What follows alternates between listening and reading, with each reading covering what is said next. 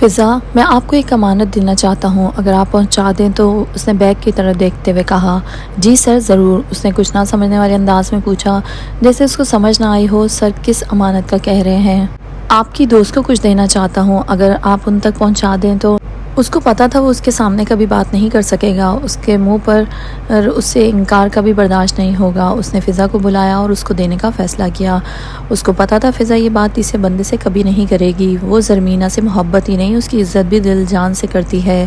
جی سر، میں دے دوں گی، اس نے بظاہر تو سنجیدہ سے انداز میں کہا، مگر دل میں اس کے لڈو پھوٹنے لگے۔ ہائے ہائے زرمینہ، تیرے مزے، اس نے اپنی خوشی چھپاتے ہوئے دل میں کہا۔ یہ لے، آپ ان کو دے دیجیے گا، اس نے بیگ سے شاپر نکالتے ہوئے کہا جس میں چادر پڑی تھی۔ جی سر، میں دے دوں گی اس کو، اس نے اس کے ہاتھ سے وہ شاپر لیتے ہوئے کہا۔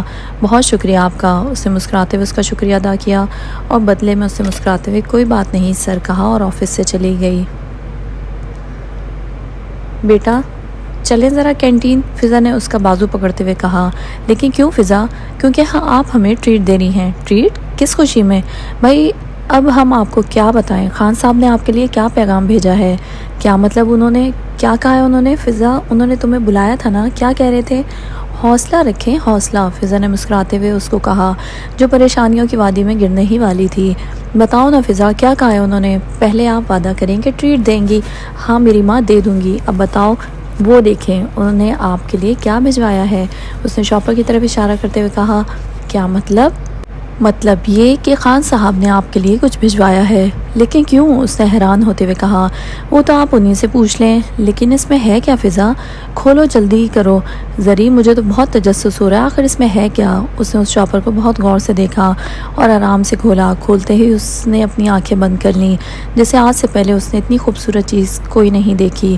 وہ ایک پلاسٹک کے کور میں لپٹی سفید چادر تھی جس پر گوٹے کا کام بہت ہی نفاست سے کیا گیا تھا۔ اس نے آج تک کسی مرد سے تحفہ نہیں لیا تھا، یہ اس کی زندگی کا پہلا تحفہ تھا جو اس کو کسی مرد نے دیا تھا اور اس نے قبول بھی کیا تھا۔ اس نے اس تحفے کو چادر نہیں سمجھا تھا بلکہ ایک وقار سمجھا تھا۔ اس نے اس کو چادر نہیں دی تھی، عزت دی تھی، اور عزتوں سے کوئی کیسے انکار کر سکتا ہے، کیسے منہ موڑ سکتا ہے؟ وہ اپنے بیڈ پر بیٹھی کب سے اس چادر کو دیکھ رہی تھی جو وجدان نے اس کو تحفے میں دی تھی۔ کوئی کسی کو چادر بھی دے سکتا ہے اور وہ بھی تحفہ؟ اس نے اس چادر پر ہاتھ پھرتے ہوئے کہا۔ یہ چادر نہیں تھی، یہ تو عزت تھی جو سید وجدان حسین شاہ نے اس کے سر پر رکھی تھی۔ آج سے پہلے اس نے کبھی ایسا تحفہ نہیں لیا تھا، نہ جانے یہ تحفہ کیسے لے لیا۔ اگر یہ تحفہ ہوتا تو وہ انکار بھی کر لیتی، مگر یہ تو عزت تھی جو وجدان نے اس کو دی تھی، وہ کیسے انکار کرتی، کیسے اس کو واپس کرتی؟ اس نے اس چادر پر ہاتھ رکھا جس پر وجدان نے رکھا تھا، اس چادر سے اس کی خوشبو آنے لگی۔ اس نے چادر اٹھائی، اپنے منہ کے ساتھ لگائی اور آنکھیں بند کی۔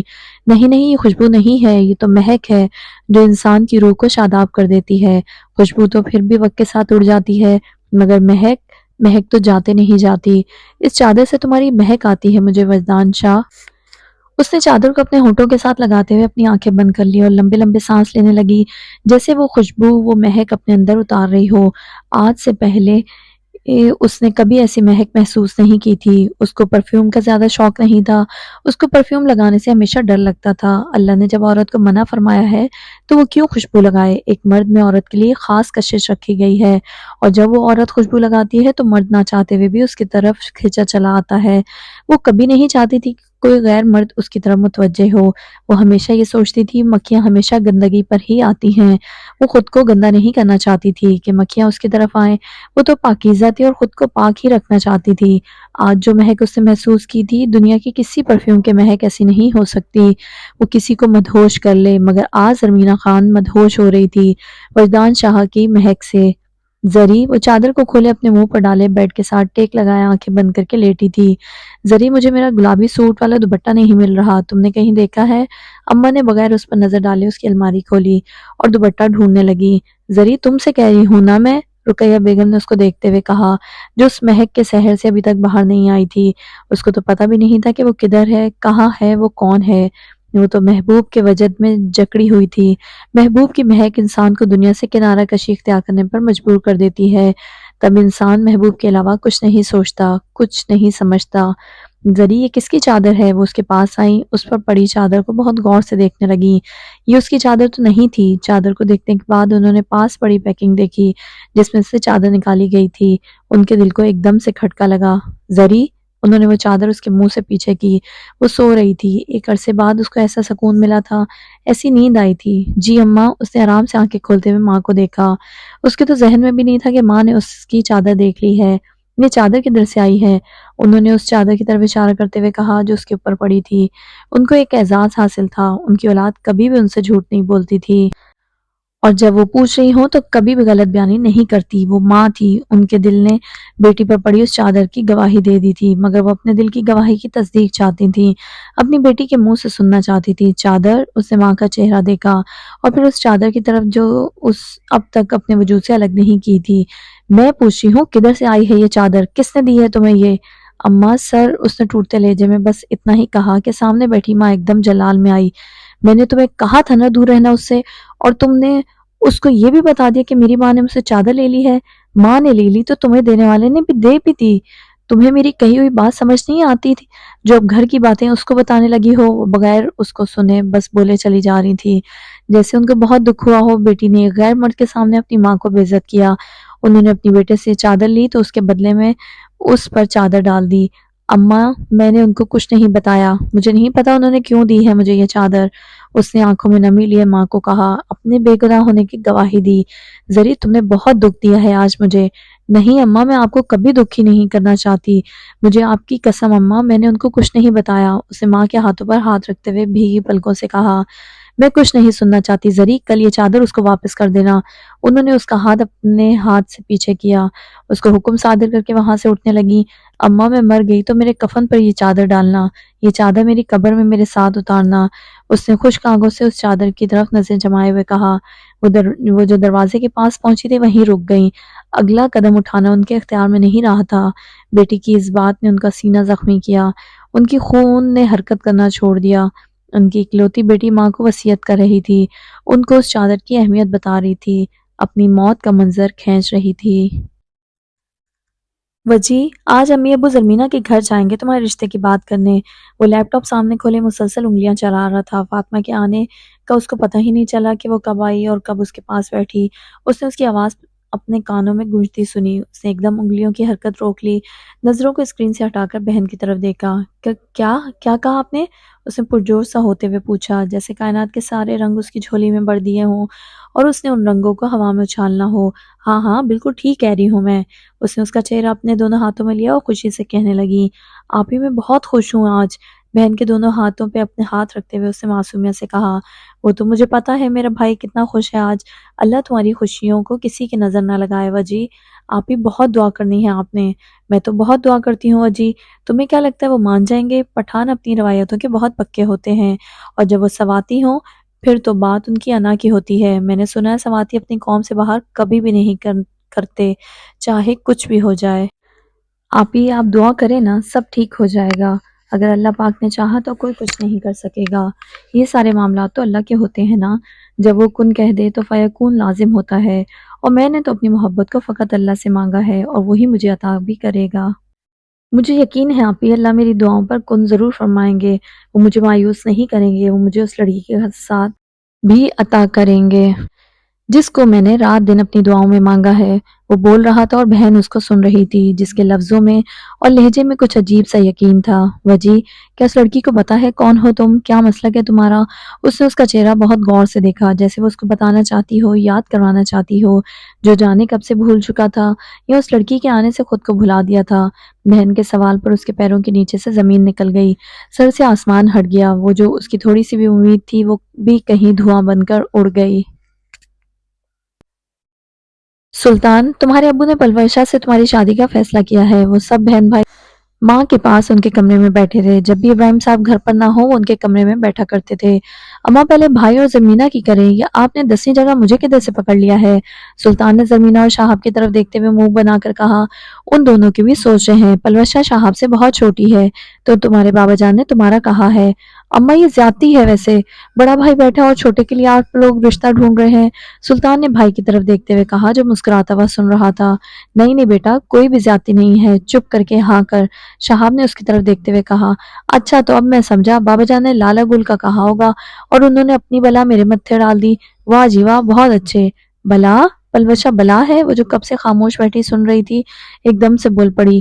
بلا نہیں ہے تو اور کیا ہے؟ سلطان نے منہ بناتے ہوئے کہا۔ بلا نہیں ہے، آپ کی ہونے والی بیگم ہے۔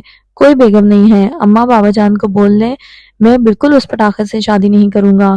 سلطان تمیز سے بات کرو، اپنی ہونے والی بیگم کے بارے میں اب ایسا بولو گے؟ شہاب نے اس کو مصنوعی سا ڈانٹتے ہوئے کہا۔ کوئی بیگم نہیں ہے وہ میری، بابا جان نے زرمینہ کے رشتے کا انکار کیا اور میری شادی ادھر کر رہے ہیں۔ تبھی وہ تمہاری شادی ادھر کر رہے ہیں سلطان، جو تعلقات زرمینہ کی وجہ سے خراب ہوئے ہیں وہ تمہاری شادی سے ٹھیک ہو جائیں۔ اماں نے اس کو سمجھانے والے انداز میں کہا جو چہرے پر سرخی لیے بول رہا تھا۔ کوئی ضرورت نہیں اماں مجھے قربانی کا بکرا بنانے کی، میں ہرگز اس لڑکی سے شادی نہیں کروں گا جس کی قد سے بڑی زبان ہو۔ تو کس سے کرو گے تم شادی وہ بھی بتا دو۔ کسی سے بھی کر لوں گا مگر اس سے نہیں کروں گا، آپ بابا جان کو بتا دیں۔ مجھے تو بے عزت ہونے کا کوئی شوق نہیں ہے ان سے، تم خود ہی ان کو بتا دینا، جس لڑکی سے تم نے کرنی ہے وہ بھی بتا دینا۔ اماں اب ایسا تو نہ کرے نا میرے ساتھ آپ، میں بابا جان کو کیسے بتا سکتا ہوں؟ جیسے میں بتاؤں گی نا بیٹا ویسے ہی آپ بھی بتانا، انہوں نے اس کو طنزی انداز میں کہا۔ اماں تعلق ہی بہتر کرنے ہیں نا تو آپ زمینہ اور رجب بھائی کی شادی کروا دینا۔ ایسے بھی اس کو کوئی اعتراض نہیں تھا ان سے شادی پر۔ اس نے زمینہ کی طرف دیکھتے ہوئے کہا جو پلک جھپکتے اس کو دیکھ رہی تھی۔ اس کی بھی میں بہت جلد کرواتی ہوں شادی، بہت پڑھ لیا ہے میری بیٹی نے یونیورسٹی میں اب۔ بظاہر تو انہوں نے اس کو دیکھ کر بڑے پیار سے کہا مگر ان کے لہجے اور نظروں کا طنز وہ خوب سمجھتی تھی۔ یا اللہ میں بہت گناہگار ہوں، میرے گناہ سمندر کے پانی سے بھی زیادہ ہوں گے، مگر تو بہت رحیم ہے میرے مالک، میرے گناہوں کو نہ دیکھنا، تو سننے والا ہے، مجھے یقین ہے تو ضرور سنے گا، میرے گناہوں کو میری دعا کے سامنے رکاوٹ نہیں بنانا میرے مالک۔ بہن کے جاتے ہی اس نے وضو کیا اور جائے نماز پر بیٹھ گیا۔ اس نے تو اس پہلو کے بارے میں سوچا ہی نہیں تھا، وہ کیسے بھول سکتا تھا کہ وہ کون ہے، وہ کیا ہے۔ اللہ تعالیٰ مجھے کیوں ملوایا ہے آپ نے اس سے؟ وہ سجدے میں تھا، ایک اذیت میں تھا، آج پہلی بار تھی جب اس کو اپنی محبت پر افسوس ہوا تھا، رنج ہوا تھا۔ اس نے تو صرف اپنی محبت دیکھی تھی، اس کو تو فقط محبت ہوئی تھی، اس نے کہاں سوچا تھا محبت ہونا ہی اہم نہیں ہوتا، اپنے جیسوں سے محبت کرنا اہم ہوتا ہے۔ وہ تو اس جیسی تھی ہی نہیں، وہ تو اس کے خلاف تھی، اتنے خلاف جب اس پہ اس کی حقیقت عیاں ہو جائے گی تو وہ اس کی طرف دیکھے گی بھی نہیں۔ یا اللہ مجھ پر رحم کر، مجھ پر اپنا کرم کر میرے مالک۔ وہ سجدے میں سر رکھے نہ جانے کب سے دعائیں مانگ رہا تھا، اس کے ماں باپ اس کی منزل تک رسائی حاصل کرنے نکلے تھے اور وہ ان کے کامیاب لوٹنے کی دعا مانگ رہا تھا۔ امید کی ساری کرنیں بجھ چکی تھیں، اس کو بھروسہ تھا تو اس ذات پر جس نے اس کے دل میں محبت ڈالی تھی، جس نے اس کے دل میں محبت ڈالی ہے وہی اس کو کامیاب بھی کرے گا۔ یا اللہ مجھے پتا ہے جو میں چاہتا ہوں وہ ممکن نہیں ہے، میں انتظار کر رہا ہوں تیرے معجزے کا، بے شک تو ہر چیز پر قادر ہے۔ یا اللہ مجھے میری منزل کی پہلی سیڑھی سے ہی ناکام واپس نہیں لوٹانا۔ اگر وہ نہ مانے تو اس نے سر ایک دم اوپر کیا۔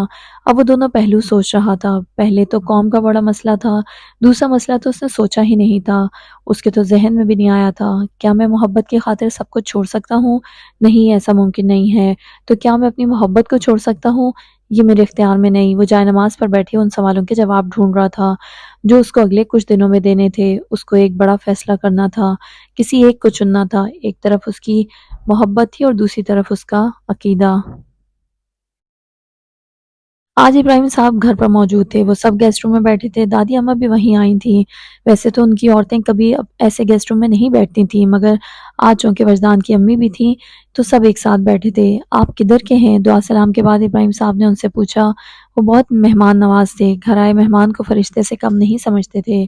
ان کے گھر جو بھی پہلی دفعہ آتا ان کو بالکل بھی محسوس نہ ہوتا کہ وہ پہلی دفعہ یہاں آیا ہے۔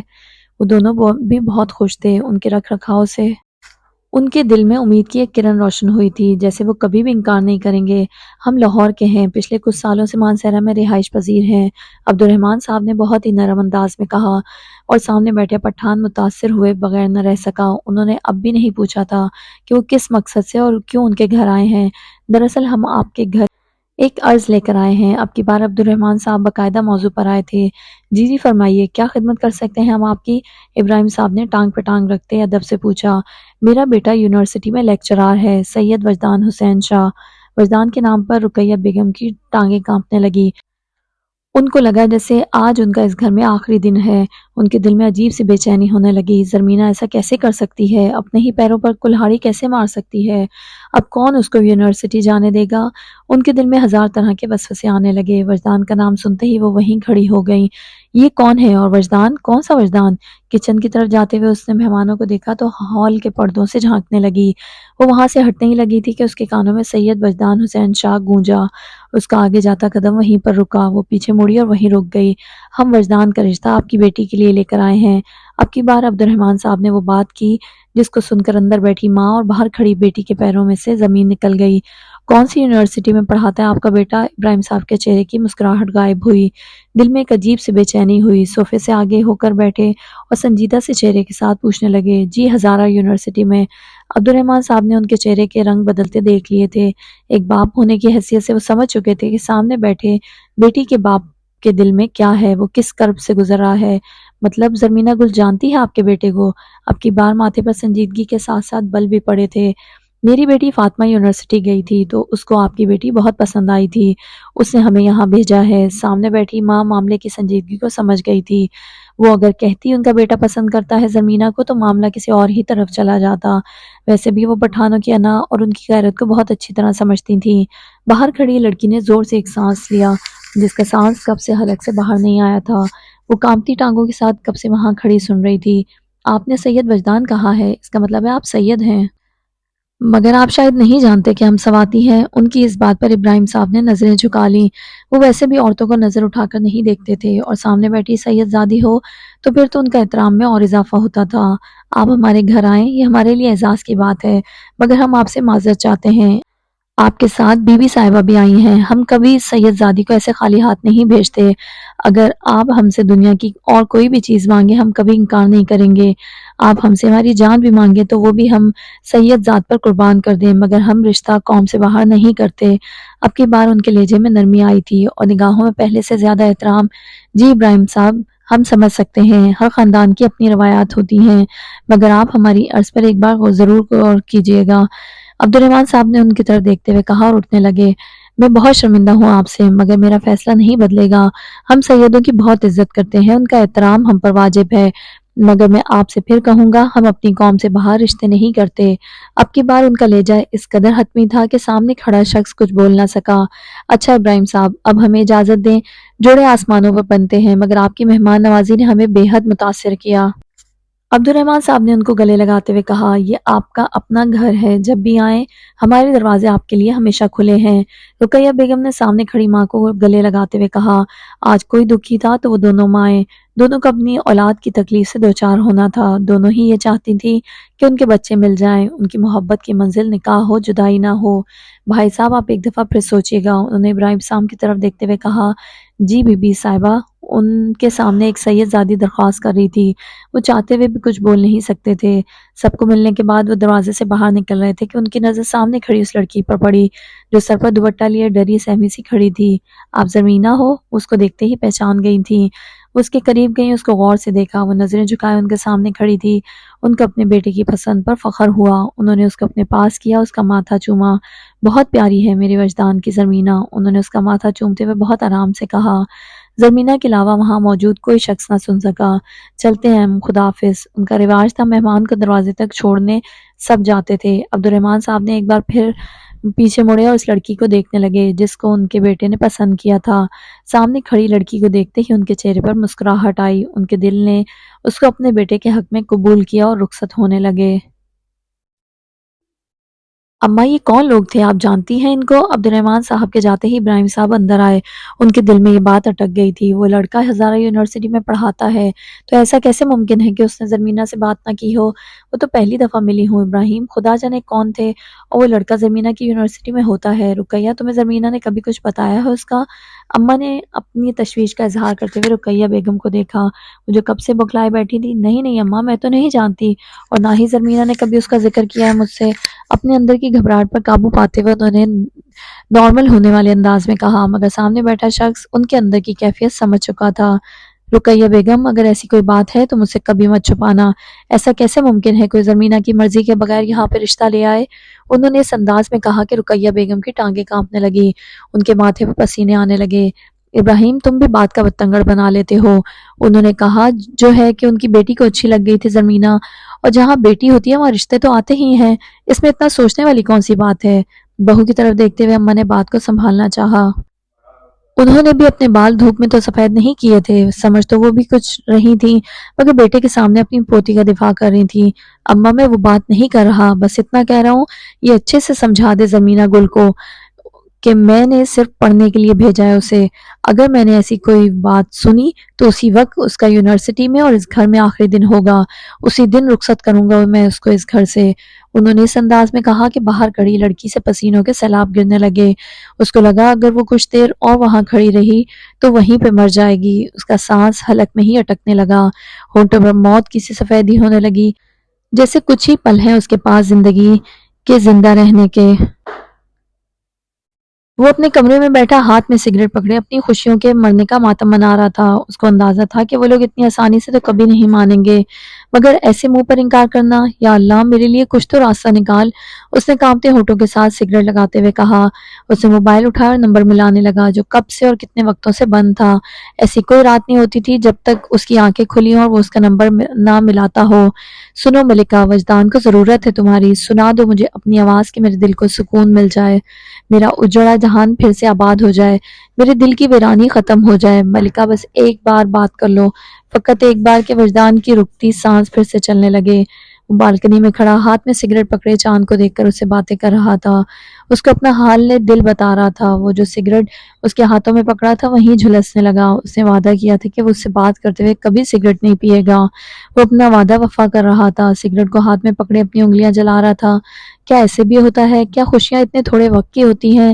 کچھ وقت پہلے میں دنیا کا خوش نصیب انسان تھا، اور ابھی جو کھڑا ہے وہ دنیا کا بد نصیب ترین انسان ہے جو اپنی ہار کا ماتم اکیلے ہی منا رہا ہے۔ کاش تم مجھے نہ ملی ہوتی، کاش میں نے تمہیں نہ دیکھا ہوتا۔ اس نے بالکنی کی گریلوں کو اپنی دونوں ہاتھوں کی مضبوطی سے پکڑا، اپنی آنکھیں بند کی، گلے کی رگیں باہر آنے لگیں جیسے اندر درد کا ایک طوفان برپا ہو، ضبط کی آخری حد ہو۔ وجی وجی اپنے نام کی آواز سنتے ہی گرل سے اس کے ہاتھوں کی گرفت کم ہوئی۔ اس نے ایک گہرا سانس لیا اور پیچھے مڑا۔ وہ کانپتے جسم کے ساتھ اپنے کمرے میں آئی، زور سے دروازہ بند کیا، کانپتے ہاتھوں کے ساتھ جلدی جلدی کنڈی چڑھائی اور وہیں دروازے کے ساتھ ٹیک لگا کر بیٹھ گئی، جیسے اگلا قدم اس کے لیے چلنا مشکل ہو۔ اس کی آنکھوں میں آج آنسو نہیں تھے، دل میں درد نہیں تھا۔ شاید درد سے بڑا ڈر ہوتا ہے، شاید ڈر کی اذیت درد سے زیادہ ہوتی ہے۔ اس کی آنکھوں میں ایک موت کی سی وحشت طاری ہونے لگی، سانسوں کی رفتار کم ہونے لگی، دھڑکن آہستہ آہستہ رکنے لگی، آنکھیں بند ہونے لگی، دماغ اپنا کام چھوڑنے لگا اور جسم وہیں زمین پر ڈھیر ہونے لگا۔ آپی وہ کبھی میری نہیں ہو سکتی۔ وہ زمین پر بہن کی گود میں سر رکھے بہن کو آج وہ حقیقت بتا رہا تھا جو اس نے کبھی سوچی ہی نہیں تھی، جس کو سوچ کر ہی اس کو تکلیف ہوتی تھی۔ آج وہ بات اپنے منہ سے بیان کر رہا تھا جو وہ خیال میں بھی نہیں لاتا تھا۔ ایسے نہیں کہو وجی، وہ بہن تھی، بھائی کا دکھ محسوس کر سکتی تھی۔ آپی میں نے اس کے علاوہ کچھ نہیں مانگا تھا، میں نے کب کوئی خواہش کی اپنے لیے؟ کب میں نے بولا تھا کہ مجھے کچھ ملے؟ میں نے اسی کو مانگا تھا، صرف اسی کو۔ آپی وہ نہ بھی ملے تو پھر میری کیا زندگی ہے؟ وجی سب کچھ ٹھیک ہو جائے گا، تم دیکھنا۔ وجی کون ایک ہی دفعہ میں اپنی بیٹی دیتا ہے؟ کون ایک بار میں ہاں کرتا ہے؟ اس کے بالوں میں انگلیاں پھیرتے ہوئے اس کو سمجھا رہی تھی، اس کو دلاسا دے رہی تھی۔ آپی بات اس کے ماں باپ کی نہیں ہے، بات ہماری ہے، بات اس کی ہے اور بات میری ہے۔ آپ کو کیا لگتا ہے کیا ہمارا نکاح جائز ہے؟ کیا ہمارا نکاح عام لوگوں کی طرح ہو سکتا ہے؟ آپی کچھ بھی تو ممکن نہیں ہے۔ اس نے اپنے دل پر ہاتھ رکھتے ہوئے دانتوں کو میچ کر کہا، جیسے اس کا درد اب غصے میں بدلتا ہو۔ کیوں نہیں ہے جائز وجی؟ کافر اور مسلمان کی بھی تو شادی ہوتی ہے، فرعون کی بھی تو شادی ایک مسلمان عورت سے ہوئی تھی، تو پھر تم بھی تو مسلمان ہو۔ ہم ایک کلمہ پڑھتے ہیں اور جو کلمہ طیبہ پڑھ لے، جو اپنی زبان سے خدا کی وحدانیت کا اقرار کر لے، اس کے محبوب کو آخری مان لے، وہ مسلمان ہی ہوتا ہے۔ اور پھر قرآن پاک میں تم نے نہیں پڑھا ترجمہ؟ آج تمہارے لیے ساری پاک چیزیں حلال کر دی گئی ہیں، اہل کتاب کا کھانا تمہارے لیے حلال ہے اور تمہارا کھانا ان کے لیے، اور محفوظ عورتیں بھی تمہارے لیے حلال ہیں، اور خواہ وہ اہل ایمان کے گروہ میں سے ہوں یا ان قوموں میں سے جن کو تم سے پہلے کتاب دی گئی تھی، بشرط یہ کہ تم ان کے مہر ادا کر کے نکاح میں ان کا محافظ بنو، نہ یہ کہ آزاد شہوت رانی کرنے لگو یا چوری چھپے آشنائیاں کرو۔ اور جو کسی نے ایمان کی روش پر چلنے سے انکار کیا تو اس کا سارا کارنامہ زندگی ضائع ہو جائے گا اور وہ آخرت میں دیوالیہ ہوگا۔ سورۃ نمبر 5 المائدہ آیت نمبر 5۔ دیکھو وجی، یہاں صاف صاف اللہ پاک میں لکھا ہے کہ ایک مرد ایک یہودی لڑکی سے بھی شادی کر سکتا ہے، بس شرط یہ ہوتی ہے کہ وہ صرف شادی کر کے اپنا ایمان اس کے حوالے نہ کرے، اور جو بچے ہوں گے وہ اپنے باپ کے مذہب پر چلیں، وہ اپنی بیوی کی کسی بھی مذہبی تقریبات میں نہ جائے، اور بیوی یہودی ہے تو وہ بیوی کے ساتھ مندر نہ جائے، اگر بیوی عیسائی ہے تو وہ چرچ نہ جائے، اپنی بیوی کو جانے سے بھی منع نہ کرے اور خود بھی نہ جائے، اور نہ ہی اپنی اولاد کو چھوڑے۔ آپ ہی یہاں بات یہودی اور مسلمان کی نہیں ہو رہی، نہ وہ یہودی ہے نہ وہ عیسائی، وہ مسلمان ہے، اور جو میں ہوں ہمارا معاشرہ کبھی ہمارے رشتے کو قبول نہیں کرے گا۔ آج کل کے تو لوگ ہمیں مسلمان بھی نہیں سمجھتے، ہمارا معاشرہ کبھی بھی ہم دونوں کو ساتھ قبول نہیں کرے گا۔ آپ ہی اللہ پاک نے یہ آیت تبھی تو نازل کی ہے نا کہ ہم لوگ سمجھیں۔ اب وہ ایک ایک فرقہ تو نہیں لکھ سکتے کہ یہ لوگ سمجھ جائیں کہ ہندو، عیسائی، بریلوی، دیوبندی سب سے شادی جائز ہے، لوگ اسی کی سمجھتے ہیں جو وہ پڑھتے ہیں۔ آپ ہی سب کچھ لکھا ہے، مگر یہ کہاں لکھا ہے کہ ایک شیعہ سنی کا نکاح جائز ہے؟ زری، زری دروازہ کھولو، کب سے تمہیں آوازیں دے رہی ہوں۔ زری، کیا ہوا ہے اماں؟ دیکھو نا صاحب کب سے دروازہ کھٹکا رہی ہوں، مگر زری دروازہ ہی نہیں کھول رہی اور نہ ہی کوئی جواب دے رہی ہے۔ انہوں نے اپنے ماتھے کا پسینہ صاف کرتے ہوئے کہا، اماں نہ پریشان ہو، آپ سوئی ہوئی ہوگی، وہ تبھی نہیں بول رہی۔ اتنی بھی کیا گہری نیند، میرے تو دل کو کچھ ہو رہا ہے، خدا خیر کرے، اللہ سب کچھ ٹھیک کرے۔ زری، وہ دروازہ زور زور سے کھٹکھٹانے لگا، جیسے اس کے بھی دل نے ایک بری خبر کا الہام دیا ہو۔ کیا ہوا، اتنا زور زور سے کیوں چلا رہے ہو تم ماں بیٹا؟ اب کی بار ان کی آوازوں پر ابراہیم صاحب اپنے کمرے سے باہر آئے تھے اور وہیں کھڑے ہو گئے جہاں پہلے سے وہ دونوں کھڑے تھے۔ زرمینہ دروازہ نہیں کھول رہی، نہ ہی کچھ بول رہی ہے۔ اماں کا ضبط ایک دم جواب دے گیا اور روتے روتے ان کو بتانے لگی، سلطان، جی بابا جان، وہ جو باہر سے ابھی ہی اندر آیا تھا باپ کی آواز پر دوڑتا دوڑتا ان کے پاس آیا، بھائی کے ساتھ مل کر دونوں دروازہ توڑو۔ نہ جانے ان کے دل میں کیا اٹکا تھا جو بغیر سنے بغیر کچھ بولے انہوں نے دروازہ توڑنے کا حکم صادر کر دیا تھا۔ بابا جان، میرے کمرے میں دوسری چابی ہے، اس کو میں لاتا ہوں۔ وہ بھاگتا بھاگتا اپنے کمرے میں گیا اور چابی کے ساتھ واپس آیا۔ جلدی کھولو سلطان، جلدی کرو۔ جی جی اماں، پریشان نہیں ہو، میں کھولتا ہوں۔ اس نے ماں کی طرف دیکھا اور زور سے دروازہ پیچھے کیا۔ زرمینہ میری بچی، وہ جلدی جلدی اس کے پاس گئی جو دروازے کے ساتھ بے جان لیٹی تھی، آنکھیں بند تھی، منہ سے سفید جھاگ نکل رہی تھی، جسم نے حرکت کرنا چھوڑا ہوا تھا۔ زرمینہ، اس کو ایسا پڑا دیکھ کر سب اس کے پاس زمین پر بیٹھے۔ آج پہلی دفعہ ابراہیم صاحب کا ہاتھ کانپا۔ اگر ان کا بیٹا ایسے ان کے سامنے پڑا ہوتا تو وہ صبر کر لیتے، مگر یہ ان کی بیٹی تھی جو ان کے سامنے زمین پر پڑی تھی۔ ایک مرد اپنی بیٹی سے زیادہ اس دنیا میں کسی عورت سے محبت نہیں کرتا، بیٹی کے لیے اس کے دل میں ایک خاص محبت ہوتی ہے۔ اس کے پاس زمین پر بیٹھے، بغیر بولے، بغیر کچھ سنے، آج ایک باپ اپنی بیٹی کو دیکھ رہا تھا، اس کی بند آنکھیں دیکھ رہا تھا، اس کے منہ سے نکلتی سفیدی دیکھ رہا تھا۔ شہاب، اٹھاؤ بہن کو، سلطان گاڑی نکالو۔ وہ اس وقت ان دو جملوں سے آگے کچھ نہ بول سکے۔ وہ جو ایک سخت باپ تھا جس کے سامنے بولتے ہوئے 100 بار سوچنا پڑتا تھا، اس وقت وہ صرف ایک باپ تھا، ایک بیٹی کا باپ۔ وجی، تم نے اس کو کیوں نہیں بتایا پہلے کہ ہمارا کیا مسلک ہے، کیا سوچ ہے؟ فاطمہ نے اس کی طرف دیکھتے ہوئے کہا، جو زمین پر بڑے آنکھیں بند کیے لیٹا ہوا تھا۔ آپ ہی، میں نے صرف محبت کی تھی اس سے، اس کے آگے مجھے کچھ نظر نہیں آیا، مجھے پتہ ہی نہیں چلا میں کون ہوں۔ اس نے اپنا ہاتھ اپنے سر پر رکھتے ہوئے کہا، وجی، کیا وہ لڑکی بھی تم سے اتنا ہی کرتی ہے؟ پتہ نہیں آپ ہی وہ مجھ سے محبت کرتی بھی ہے یا نہیں۔ اس نے ایک بار پھر آنکھوں کو بند کرتے ہوئے کہا، کیا مطلب ہے پتہ نہیں؟ جتنی محبت تم اس سے کرتے ہو اس کے بھی دل میں اللہ نے کچھ نہ کچھ تو ڈالا ہوگا نا، اور پھر اس کی کال پہ بات کرنا جتنا تم اس سے کرتے ہو وہ بھی تو تمہاری طرف کھنچتی ہوگی نا۔ کوئی محبت سے منہ نہیں موڑ سکتا وجی، تم نے اپنے بارے میں نہ بتا کر اس پر ظلم کیا ہے، اب تم پیچھے ہو رہے ہو تو اس کا فائدہ بھی کیا ہے؟ آپ کو کس نے کہا کہ میں پیچھے ہو رہا ہوں؟ اس نے ان کی گود سے سر کو اوپر کرتے ہوئے کہا، تمہارا اگلا قدم اٹھانے کا کوئی جواز بھی نہیں بنتا اب۔ مجھے تو پتہ ہی نہیں تھا کہ تم نے اس کو نہیں بتایا، وہ اپنے خاندان کا، اپنی سوچ کا۔ آپ ہی، میں کیا کروں اب؟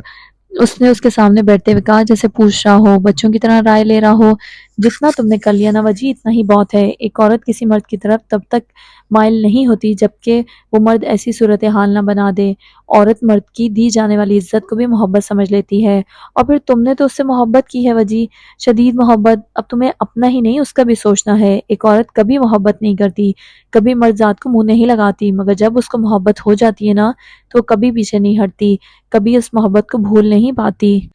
تمہیں پتہ ہے وجی، اس کی زندگی کے وہ پل کیسے ہوں گے جب تم دونوں نے بات کی، وہ مر جائے گی مگر وہ ایک ایک بات ایک ایک لمحہ کبھی بھی نہیں بھولے گی۔ پہلے تو تمہیں خود پتا تھا تم کیا ہو، تم ایسی صورتحال ہی نہ پیدا کرتی کہ وہ تمہاری محبت کو اپنے دل میں قبول کرتی۔ اب جب کہ اس نے اعتراف کیا ہے، خدا کے حضور تم سے محبت کا اقرار کیا ہے، اب تم کہتے ہو کہ یہ سب ممکن نہیں۔ ممکن تو آج سے 1 سال پہلے بھی کچھ نہیں تھا، پھر تم نے ایسی چیزیں کیوں کی کہ ایک لڑکی جو کبھی نامحرم کو منہ بھی نہیں لگاتی تھی وہ تمہارے لیے سوچنے لگی؟ کیا تمہیں یہ سب اس وقت نہیں پتا تھا؟ آپ ہی میں نے کوئی وعدہ نہیں کیا اس سے۔ اس نے ایک درد ایک کرب سے بہن کو دیکھا۔ وعدہ نہیں کیا؟ کیا جب ہم وعدے ہی کرتے ہیں تو رشتہ تب بھی بنتا ہے؟ کیا وعدے کے بغیر تم اس لڑکی کی گنہگار نہیں ہو جو تمہارے سامنے اپنی محبت ہاری ہے، جس نے تمہارے لیے دنیا کی ہر چیز داؤ پہ لگا دی، جس نے اپنے باپ کی عزت سے آگے تمہیں رکھا، جو خدا کی گنہگار ہوئی راتوں کو جاگ جاگ کر تم سے بات کی؟ کیا تم اس کے گنہگار نہیں ہو جس نے خدا کی محبت میں تمہیں بھی اپنے دل میں مقام دیا؟ اب تم کیا کر رہے ہو؟ اس کے جذبوں کی تذلیل؟ بے شک ہر محبت کرنے والے کا انجام شادی نہیں ہوتا، مگر اس کی عزت کرو وجی، اس کی تم سے کی جانے والی ایک دن کی محبت کی بھی عزت کرو۔ ایک لڑکی اپنی محبت کو کبھی بھی نہیں بھولتی، اس کے بس میں نہیں ہوتا۔ ہاں اس کی محبت خاموش ضرور ہو جاتی ہے، وہ چپ ہو جاتی ہے، مگر اس کا دل، پتہ ہے وجی، وہ دن رات مرتی ہے، ایک ایک پل میں 1000 بار مرتی ہے، مگر مرد کبھی نہیں سمجھتا۔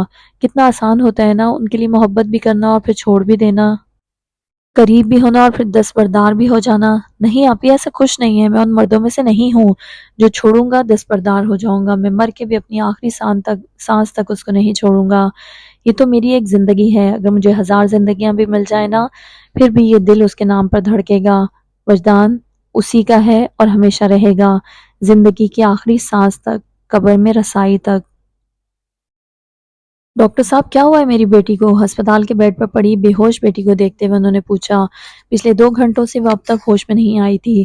سواتی صاحب آپ کی بیٹی نے بہت زیادہ اسٹریس لیا ہوا ہے، یہ تو آپ وقت پر لے آئے ورنہ ان کو برین ہیمریج کا خطرہ تھا۔ اب ایسا کہ آپ کل تک ان کو یہیں رکھیں، ابھی ہم ان کو انڈر آبزرویشن ہی رکھیں گے، آج کی رات آپ کو زحمت ہوگی یہاں۔ نہیں نہیں ڈاکٹر صاحب زحمت کیسی، میں خود یہاں رہوں گا۔ آپ بتائیں مسئلے والی کوئی بات تو نہیں ہے نا؟ میں آپ کو ابھی کچھ نہیں کہہ سکوں گا، آپ کوشش کیجئے ان کو خوش رکھنے کی، ورنہ ان کے لیے بہت مشکل ہو جائے گا اور جان کو بھی خطرہ ہو سکتا ہے۔ جی جی ڈاکٹر صاحب بہت خیال رکھوں گا میں، انہوں نے بیٹی کی طرف دیکھتے ہوئے کہا جو ابھی بھی آنکھیں بند کیے ایک الگ دنیا کے سفر طے کر رہی تھی۔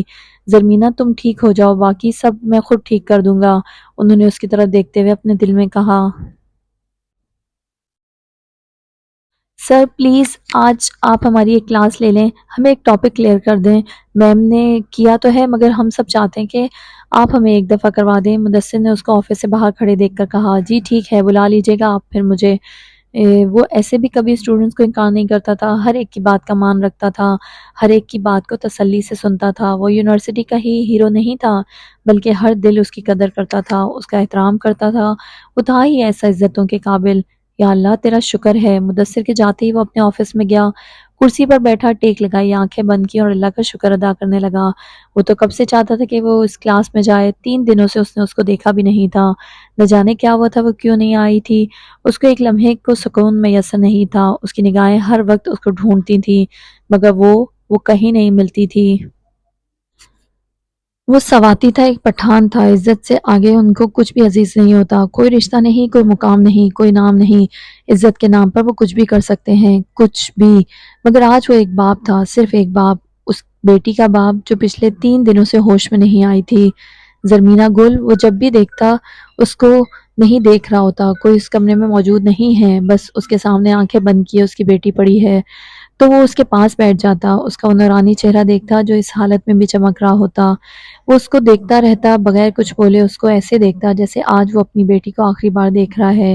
وہ ایک مرد تھا، وہ رو نہیں سکتا تھا مگر وہ ایک باپ تھا، نم آنکھوں کے ساتھ اپنی بیٹی کے ہاتھ پر ہاتھ رکھتا، اس کے پاس ہوتا اور آرام سے زرمینہ گل کہتا اور پیچھے ہو جاتا، پھر سامنے پڑی اس لاش کو دیکھتا رہتا جو جانے کب اٹھے گی، کب اپنے سر کا دوپٹہ ٹھیک کرے گی اور بوکھلائے ہوئے جلدی جلدی جی بابا جان بولے گی۔